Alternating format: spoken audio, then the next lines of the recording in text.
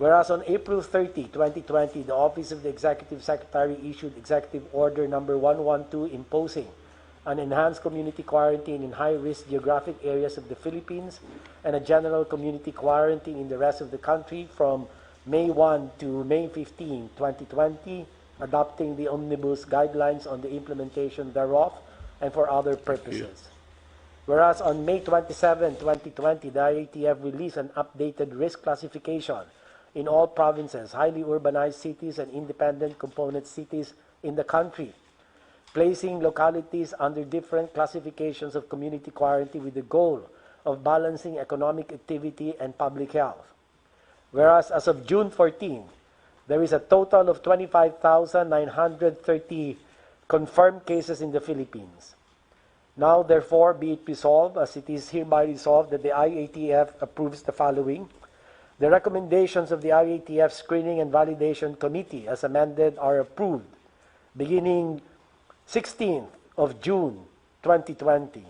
The community quarantine classification of provinces, highly urbanized cities, and independent component cities based on epidemic risk level, economic, social, and security considerations, and the appeals and commitment of local government units shall be adopted. Therefore, the following provinces, highly urbanized cities, and independent component cities shall be placed under Modified General Community Quarantine or MGCQ until June 30, 2020. For Luzon, Cordillera Administrative Region or CAR, which includes Abra, Apayao, Benguet, Ifugao, Kalinga, Mountain Province, and Baguio City. For Region 1, Ilocos Norte, Ilocos Sur, La Union, Pangasinan, and Dagupan City. Batanes, Region 3, Nueva Ecija, Pampanga, Zambales, Angeles City, Lucena City. Region 4B, Marinduque, Oriental Mindoro, Romblon, Palawan, Puerto Princesa City.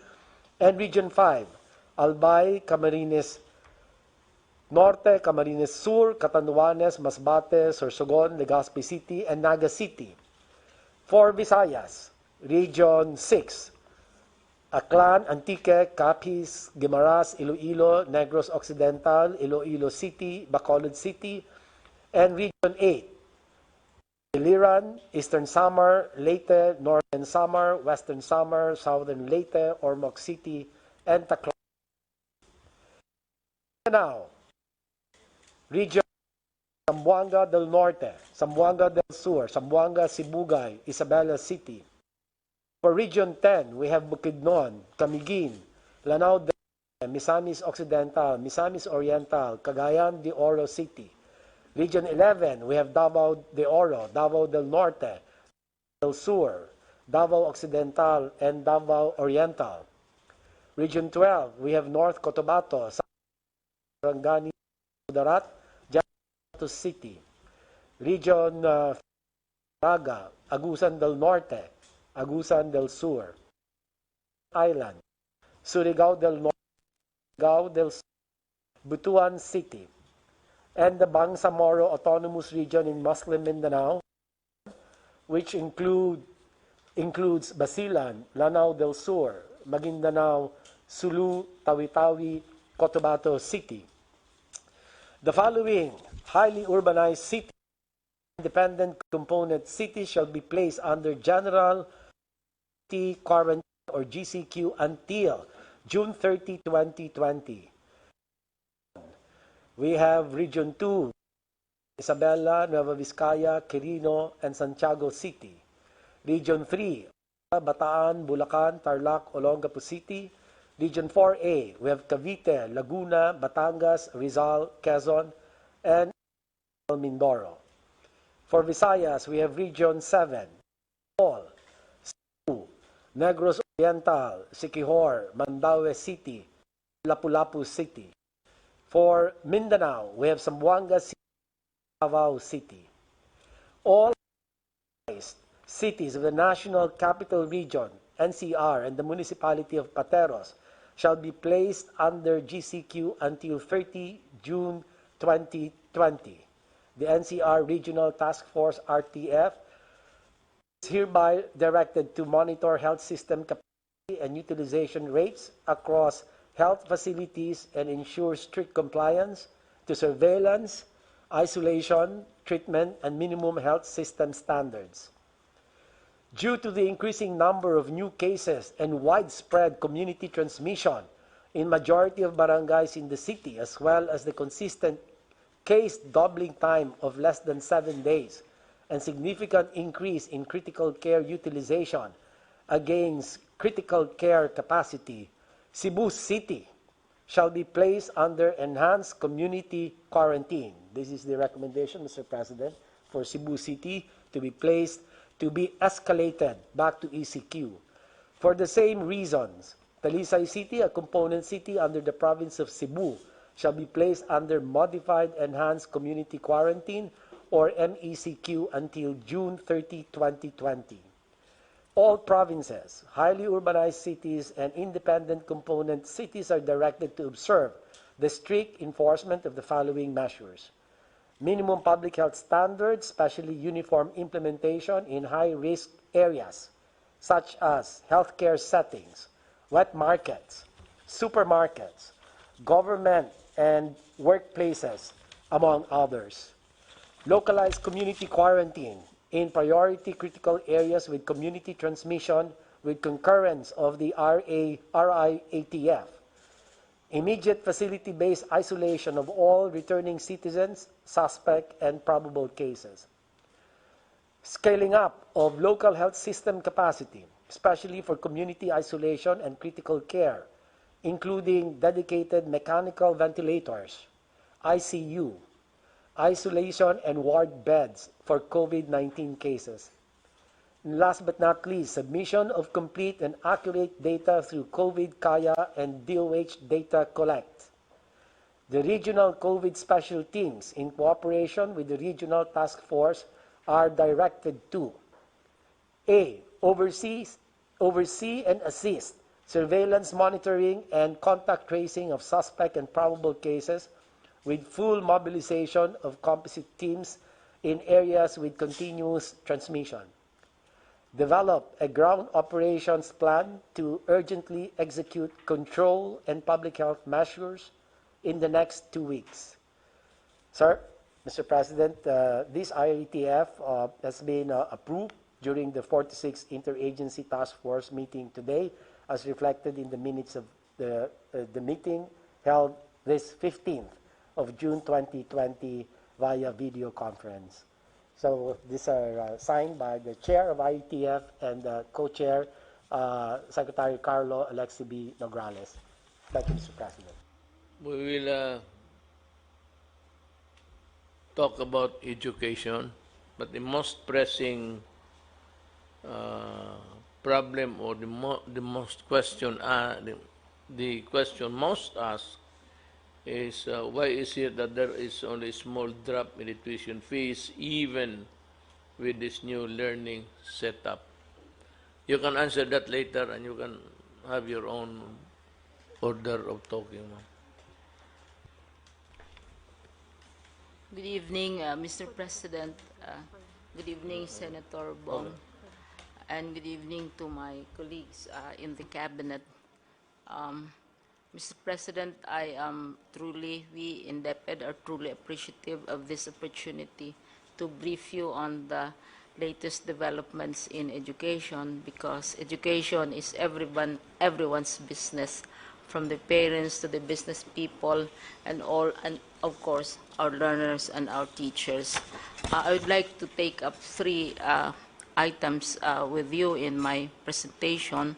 One is we'd like to share with you the latest enrollment data. Mr. President, we started enrollment period June 1 to 30 online.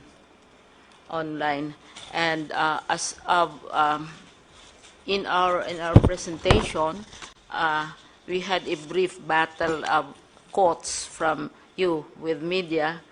Some parts of media would say the president says that you are like this, you are like that, and then I answer back with an exact quote of what you said during our last briefing with you last May 28.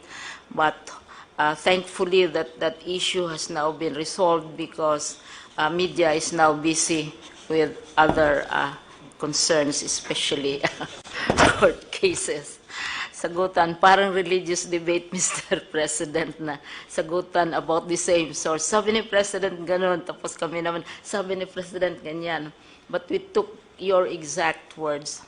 Anyway, insofar as enrollment, Mr. President, are concerned, enrollment numbers, we started enrollment June 1, and right now, supposedly the 15th day of the month, but it's actually mga 12 days lang ito, including the holidays, 11 days. It's already 10,654,795 learners, 10.6 million enrolling online with their parents, because we are not allowing any physical enrollment. The highest, of course, is ang highest is region 4A, and then you have region 3 and region 4. At the same time, also, those who are most vocal and about their concerns on the opening of school, Mr. President, are of course the LGUs, because education takes place in their territory. So now LGU support has been coming in, and every day we get messages of support from local government units, because we have been aggressively informing them of what our learning continuity program is about. Many assume, Mr. President, pag sabi mong opening ng school year, therefore it is face-to-face. And we have been saying that since May 8, pero it takes time for the idea to sink in, because usually pag opening ng school, we always think face-to-face or in-person enrollment. So we have an increasing number of local government support already. And also with the approval, the consent of the ILG Secretary, we met with 10 associations or leagues of local government in the Philippines, including League of Provinces, League of Cities, League of Municipalities, Liga ng Barangay, League of Vice Governors, board members, etc. And we met with them for 5 hours, Mr. President, and answered their concerns about what this enrollment is all about. Mr. President, we also have, since May, we have April, we already started a roadmap, because we had to select or identify a date, Mr. President, because we cannot keep people hanging. We have to have a target, we have to have a goal in view of all these developments. So as early as several months ago, we already consulted. We consulted nearly 800,000 respondents as to what is the appropriate date and what they would prefer. And August consistently came out, because it's the closest to what the law says. So right now, mayroon na kaming roadmap, Mr. President, which we started May and June, remote enrollment, etc. Last time I was with you, Mr. President, I briefed you on the what a blended enrollment, blended curriculum is all about. First, it can be through a ICT platform. By the way, questions were raised as to why did we not use the UNICEF platform, because UNICEF developed platform for other countries.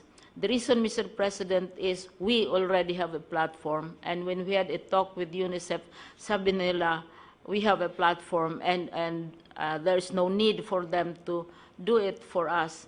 And they are also giving us assistance, especially in the operation of this platform. Pero hindi na nila pinilit yung kanilang platform, which they're doing for Ukraine and other countries. Now, sinabi na natin, Mr. President, kung hindi pwede sa online, kung pwede sa cellphone. There are 179 million cell phones, more humans than cell phones in the country, and I see a lot of cabinet members, hindi ko lang kaya, hindi ko sila ma-match, attending IATF meetings from their smartphones. And so mas marami yung cellphones kaysa tao. So kung hindi pwede yung platform, pwede sa cellphone. The other, which is attracting a lot of attention from other countries, is the use of television. Right now, there are many programs already on television because the law requires that 15% of airtime for television should be devoted for children. Sisingilin natin ito.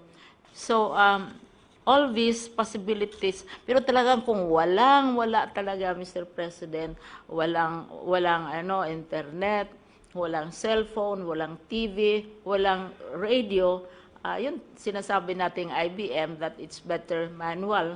So we are producing also learning modules, but the children should not be going out to get the learning modules. This is where, Mr. President, kaya we are going to work very closely with local government units kasi yung mga barangay sa kanilang kiosk, sa kanilang where their offices are, doon i-deposit yung learning modules. Pipick upin ng parents, maybe kasi usually we allow one member of the family to go out, pick upin ng parents, and then in the afternoon, kung anong homework nila, ang teachers naman ang mag-pick up, i-correct. So, it will be a relay of materials. Kung talagang hanggang manual lang ang makayanan ng isang local government or isang school. So, ito, Mr. President, what is new? Everybody talks new normal, new normal. But what we are suggesting, Mr. President, is not really new. Because it has been there since the 1800s, like the radio. What is new is that we are placing the emphasis that we are placing on these alternative technologies because we agree with you that we should not be allowing our children to go to school or our teachers to go to school at this time until it is absolutely safe for them. But they can continue learning, Mr. President. So, yun na ang mga ibang mga ginagawa namin, yung pag-upskill ng teachers as well as the students themselves. So, the next and the last, of course, is the financing part. This is where would really be seeking your support in matters where we need to we need equipment or we have... Hari Roque, kinumpirma rin na magkakaroon ng panibagong public address ang Pangulo bukas hinggil dito. Bago yan, naabisuhan na rin anya ang mga local government units kung ano ang posibleng mangyayari sa kanilang nasasakupan para ito'y mapaghandaan nila. Paulit-ulit din ang mensahe ni Roque na anuman ang maging desisyon ng presidente, ito ay pinag-aralang mabuti at ibinase sa siyensya. Ang titignan po natin ay yung tinatawag na doubling rate, kung gano'ng kabilis dumoble ang mga kaso ng coronavirus. At titignan din natin yung kapasidad natin para magbigay ng critical care doon sa posibleng magkasakit, no? Dahil wala pa naman nga tayong bakuna at wala pa tayong gamot sa COVID-19. Kinukonsiderin din natin yung economic considerations, no? Kung masyado na talaga nasasaktan ang lokal na ekonomiya. Meleles Moras para sa Bayan. Naniniwala naman ng ilang mga senador na dapat pairalin pa rin ang general community quarantine sa Metro Manila at ilang bahagi ng National Capital Region. Paliwanag ni Senate President Vicente Soto III, bunso nito ng patuloy na pagtaas ng bilang ng COVID-19 cases.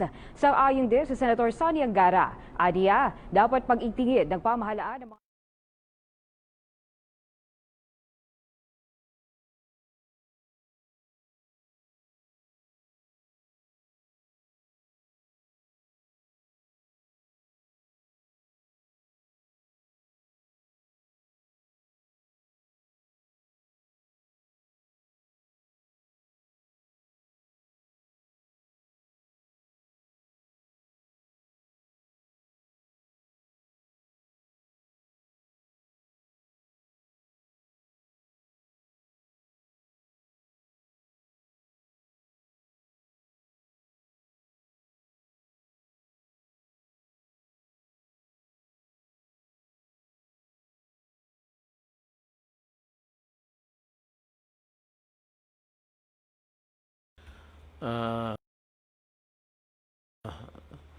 I'd like to call on General Galvez to do his report.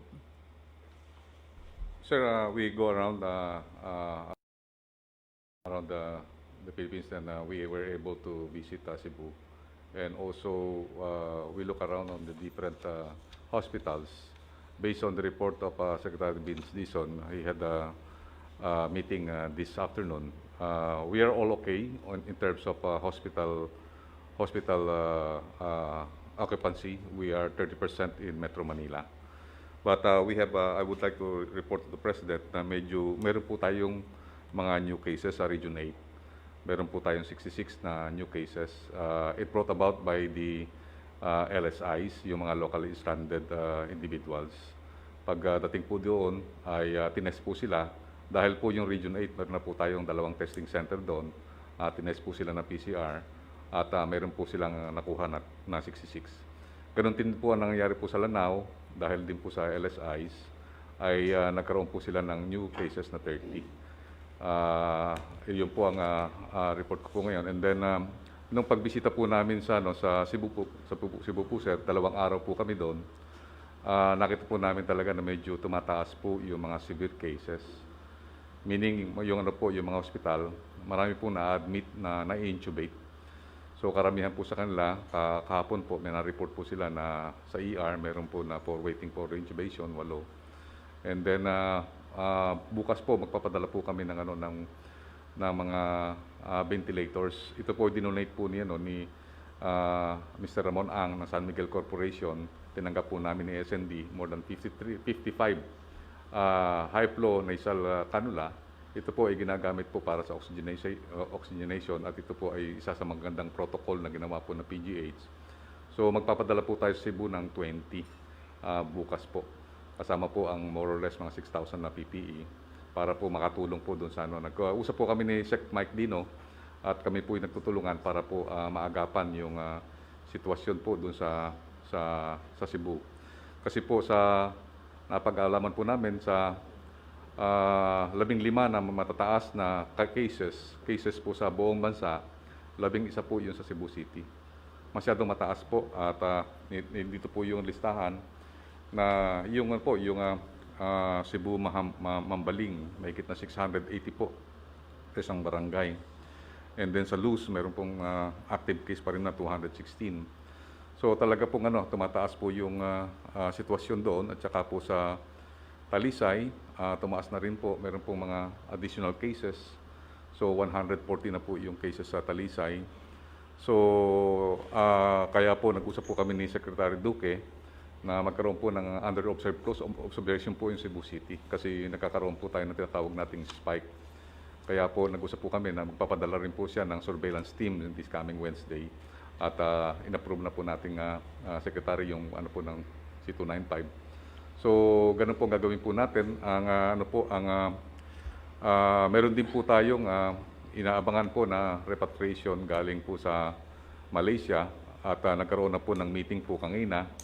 At yung po natin na meron po tayong more or less 5,000 po na inaayos po, nakikiusap po ang ating DFA na magkaroon po ng konting delay para at least ma-prepare po natin yung ating tinatawag na Zamboanga one-stop shop. Pero nakaprepare na po si Yusek Yano at ang kanyang si Yusek Dodo Dulay. Nag-usap-usap na po sila kanina. At yung pong ating mga tinatawag nating locally stranded dun po sa Malaysia ay ibabalik po natin ngayong mga last week po ng June at saka July po. Yun lang po, mahal na Presidente, ang aking may report sa inyo ngayon. At ako po ipupunta rin po sa Region 4A. Dahil ang Region 4A po, medyo nakita po natin, hindi pa ho gano'ng nag-i-improve yung kanilang mga sitwasyon. At nung last time po, nanggaling rin po ako sa Region 3, maganda po ang sitwasyon sa Region 3. Mukhang nag-i-improve po ay yung sitwasyon ng mga different provinces. Yung Bulacan lang po ang medyo tumataas pa rin po yung sitwasyon. Pero sa lahat po ng sa Luzon, maganda po ang sitwasyon sa Luzon. Kaya po mga karamihan po nag-MGCQ na po lahat. At bago po ako matapos, happy birthday po Senator Bongo. Thank you for the narrative. Then go to General Anyo. It's your time. Magandang gabi po, Mr. President. Ang ating mga local government units, ang ating DILG field officers, Philippine National Police, BGMP at Bureau of Fire Protection ay handang-handa na muli sa bagong classification na inapruban ng ating Pangulo. Noong Sabado ng gabi ay nagkaroon kami ng pagpupulong sa mga mayors ng National Capital Region, kasama rin ang ibang miyembro ng IATF, kasama si Secretary Lorenzana, Secretary Duque, Secretary Galvez, Secretary Dizon. Dito ay napagkasundoan natin na ang ating National Capital Region na ngayon ay under GCQ pa rin ay magiging agresibo sa pagpapatupad ng barangay lockdown. Kasi kahit na napapalit natin yung mga namamatay, pero marami pa rin positive cases, mga bagong cases sa National Capital Region. Kaya ito ang pagkakataon hanggang June 30 na ma-implement mabuti ang General Community Quarantine. At ang ating atensyon na binibigyan ngayon ay ang Cebu City, ang Talisay, sapagkat nagkaroon talaga ng spike at iniisip ko na magdagdag pa ng mga additional na kapulisan dito sa Cebu City para siguradong may patupad ang ECQ. Sa mga cases naman po na iniulat natin, ito yung mga barangay officials at mga LGU officials na nagkaroon ng mga anomaly sa ating pagpapatupad ng Social Amelioration Program. Nakatanggap tayo ng mga complaints mula sa 452 complainants. At mula dito ay 649 suspects ang ating naimbestigahan. At out of this investigation, nakabuo tayo ng 250 cases. At ito ay hinandle ng CIDG. 139 cases ay naipile na po sa Fiscal Office at ang iba ay susunod pa rin. Ito ay tuloy-tuloy sapagkat ayon po sa inyong pag-uutos, kailangang managot ang mga local government officials na nag-corrupt, nag-aksaya at nag-abuso sa pag-distribute ng SAP. Meron din pong 885 na private persons ang ating naaresto sa iba't ibang mga krimen katulad ng hoarding, profiteering, manipulation of prices. So ito po ay masasabi nating economic sabotage habang meron tayong pandemic. Yung ating pong second tranche naman sa Social Amelioration Program na pinangungunahan po ng DSWD ay nagsisimula na po tayo ng ating rolling out ng second tranche. At ang maganda po rito ay pinagsama natin ang direct cash payment at saka electronic distribution. Bank-to-bank transfer, money transfer, digital wallet cards. So, mas mapapabilis po. At tutulong din po yung AAP at PNP sa pagdidistribute. Doon po sa mga na-left out, nakapag-account na tayo ng 4,269,458 families. So, yun lang po ang ulat na maibibigay ko, Mr. President. Salamat po. Salamat, John Anyo. General Lorenzana will give his... Magandang gabi, Ginoong Presidente. Kunti lang po itong report ko, parang update lang po ito ng mga ating campaign against COVID. Yung ating sitwasyon ngayon ay meron tayong 25,930 total cases. Mula rito, meron tayong recovery na 5,054. Ang natitirang active cases ay 18,888. Dito ay 18,412 yung mild o 97.4%. Asymptomatic 398, yung critical ay 17 lang po, Mr. President. Ang ating mga namatay ay 1,088. Itong nakaraang 14 na araw ng Hunyo ay 10 lang kada araw ang namamatay. So, maganda po yung ating data. Dito naman po sa mga returning overseas Filipinos ay mula nung ito po ang total of 50,105 na yung ating na-repatriate sa kanilang mga probinsya. Mula 25 May hanggang June 14 ay meron tayong 41,000 na naibalik sa mga probinsya nila. Anong May 15 to 24 ay 8,922. So, ay tuloy-tuloy pa rin po, Mr. President, yung ating pag-repatriate at pagtanggap na ng mga OFWs na galing sa ibang bansa. At ang target natin ay hindi dapat magtagal ng limang araw at sila ay may repatriate na. So, yung Clark nung isang linggo, itong nakaraang linggo, ay nakapag-repatriate sila ng mga OFWs na galing sa ibang bansa sa loob lamang po ng 3 araw. Yun lang po, Mr. President. Thank you. We will call now the Press Secretary to sum up all his report. Yes, sir. Maraming salamat, Mr. President. Ngayon po ay naaprubahan niyo na po ang recommended na mga klasifikasyon ng iba't ibang mga riyon at syudad dito po sa ating Pilipinas. Ang pinakamataas pong classification na ECQ ay may impose po sa syudad ng city. Ang modified ECQ po ay may impose sa Talisay City. Ang Metro Manila po, kasama po ang karamihan ng mga lugar po sa Central Luzon ay mapapabahagi po sa GCQ. Ito po ang Metro Manila sa Region 2, Region 3 at 4A. Sa Visayas po, ang mga nasa GCQ pa rin ay ang Region 7, kasamang Bohol, Province of Cebu, Negros Oriental, Siquijor, Mandawi City, Lapu-Lapu City, at sa Mindanao po ay Zamboanga City and Davao City. So ang pinagbasihan po ng ating IATF ay yung tinatawag na case doubling rate at saka yung critical care capacity po. At as explained po by our Secretary of Health, yung mga lugar po na binalik sa ECQ at sa MECQ ay masyado pa pong mataas ang case doubling rate at nasa danger zone din po ang kanilang critical care capacity. Ang ibig sabihin po nito, wala ho masyadong magbabago dito po sa Metro Manila at sa iba pang parte ng Luzon na nasa GCQ. Bagamat karamihan po ng probinsya natin ngayon sa buong Pilipinas ay nasa modified GCQ na. Ganun pa man din na, Mr. President, meron pa rin po tayong mga community quarantine sa buong Pilipinas. Hindi pa po tapos ang banta ng COVID-19 dahil wala pa pong bakuna at wala pa pong sakit. At pinaalalahan po natin ang ating mga kababayan na habang wala pa pong bakuna at wala pang gamot, kinakailangan manatiling malusog, social distancing, wearing of mask, paghuhugas po ng kamay.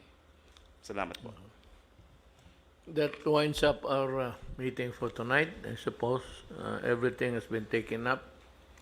Everybody has had his chance to air his opinion and of course the corresponding rules that they had imposed.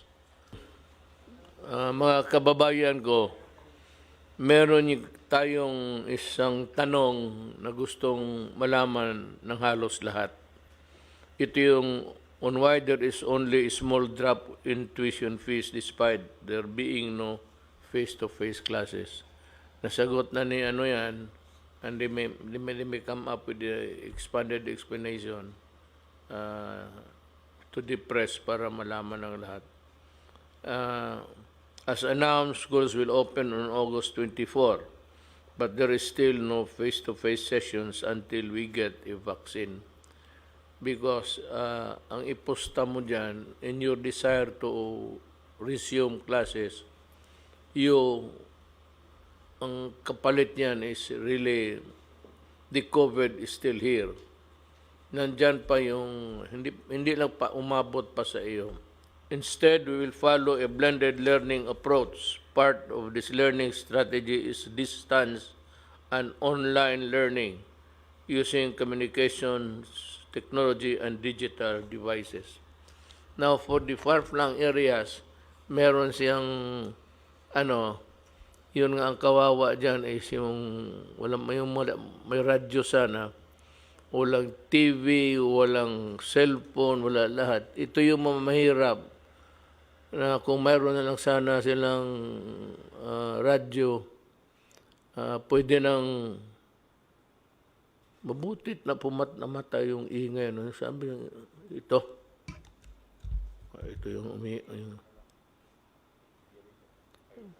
yung air prisoner para hindi kami magka-COVID. Ang problema nito, baka pag uwi namin, mag-chill na kami.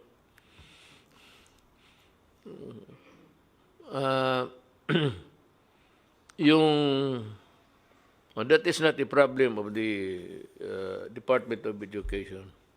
But the lack of communications or how to get through these students, baski radyo lang. Ang radyo ngayon is hindi naman mahal.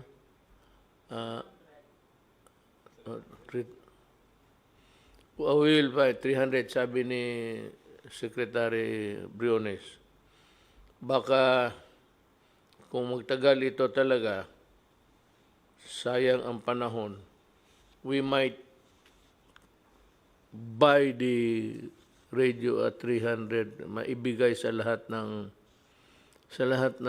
barangay, maabot ng radio para naman yung mga mahirap may communication sila sa teacher nila. Even without a face there, as long as you are really interested to learn, ito yung mga mahirap, kaawa naman.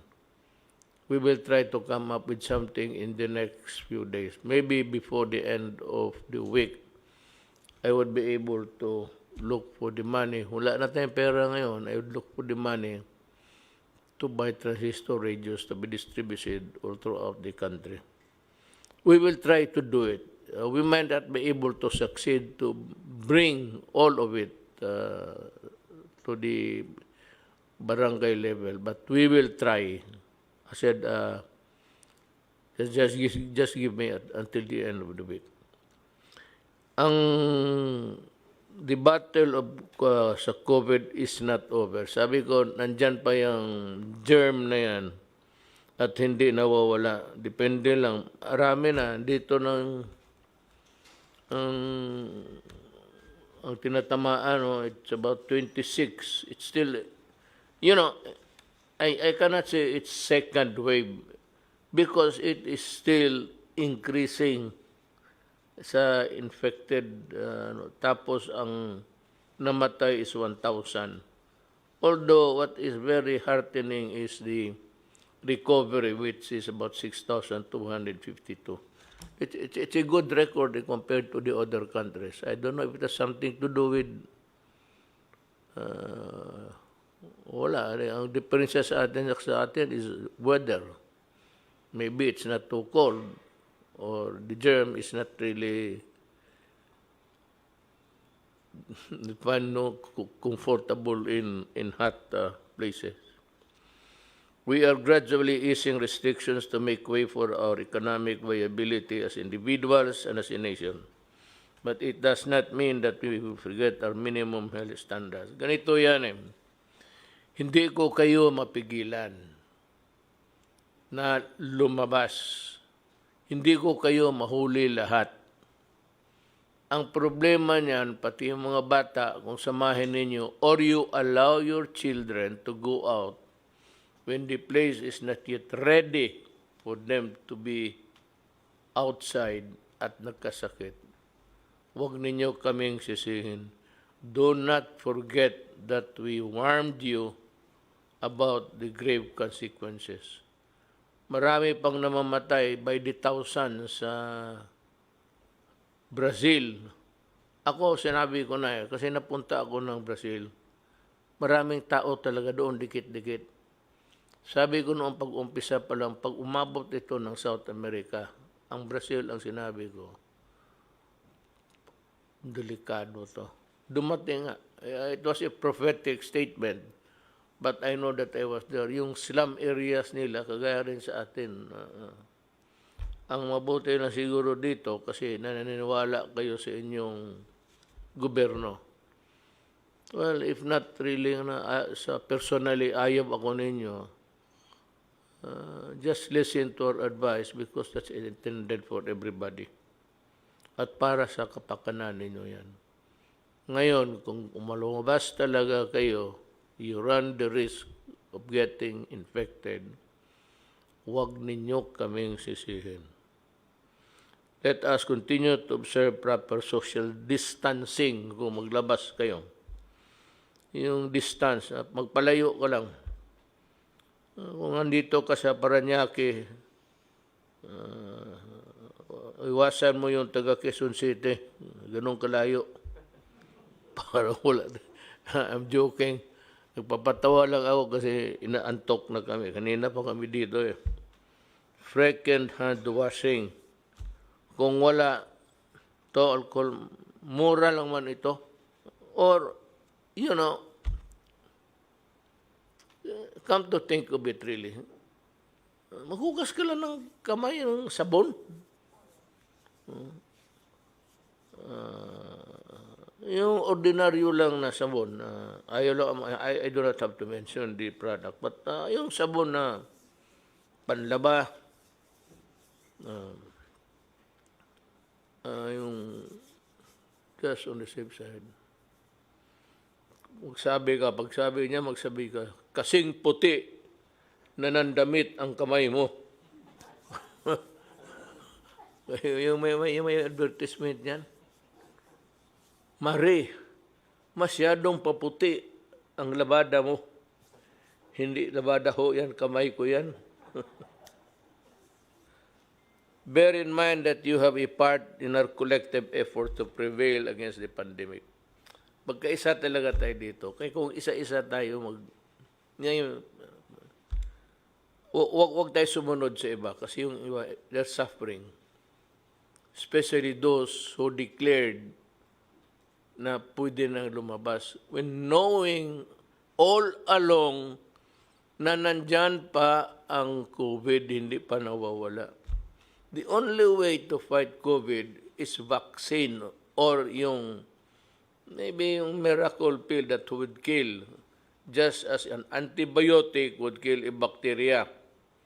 But itong virus cannot be killed by antibiotic. Katawan mo talaga ang mag-produce ng antibodies. Now, there's a pill, I hope it's true, na parang lalaban. And it can maybe, kill yun ang maganda. Pag yun ang dumating, pag available na, mag-order na ako then I will distribute it. I will personally supervise the distribution. Ako mismo, I will supervise the distribution of the whatever there is para to guarantee that everybody gets a fair share of the medicines and the medical care. With that, I would like to say daghang salamat sa inyong tanan.